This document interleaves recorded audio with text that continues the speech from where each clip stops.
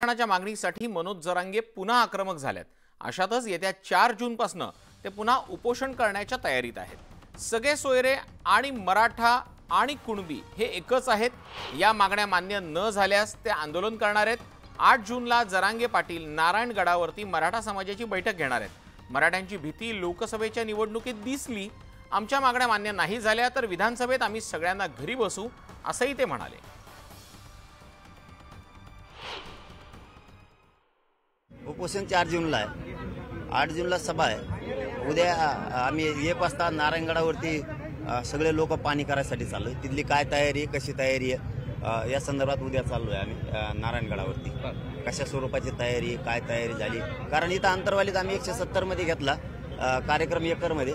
आमचे 50,000 स्वयंसेवक आम्हाला तिथं चटणीला सुद्धा पुरले नव्हते। तर तिथं काय तयारी हे बघणं खूप गरजेचं आहे। म्हणजे कोणत्या कोपऱ्यात स्वयंसेवक उभा राहिला हे सुद्धा कळालं नाही। एवढी गर्दी इथं तर 6 करोड यायचं।